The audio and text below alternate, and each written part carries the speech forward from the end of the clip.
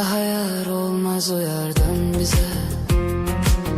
Ne vefa bir itibardan bize. Bu kadar beste günah ettik. Bakır Allah da yukarıdan bize. O ne Mecnun'du ne Leyla'dı. O bir alem bir dünyadı. Onu şair nece vesfetsin. O hayalımdaki sevdadır. Mest edipdir bizi peymaneler. Gece meyhaneler, gece meyhaneler. Başa düşmez bizi biganeler. Deli divaneler, deli divaneler.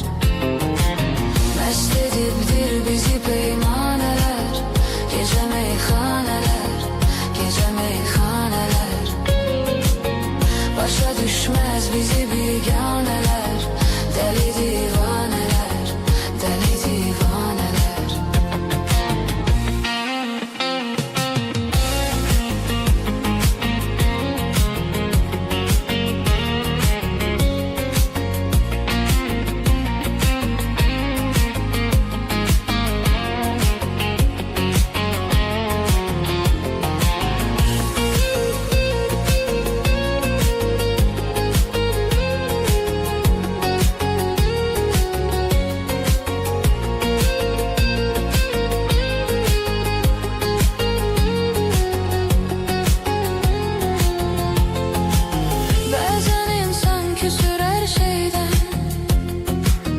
Kara kısmet kara taleyden.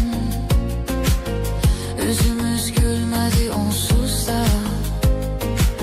Sabi aşıklara süz meydan. Sabi meysüz ki yüzüm kalmasın. Kara dünyada gözüm kalmasın. Beni dindirme danıştırma. Yine içtim ki sözüm kalmasın. Mest edipdir bizi peymaneler. Gece meyhaneler, gece meyhaneler. Başa düşmez bizi biganeler.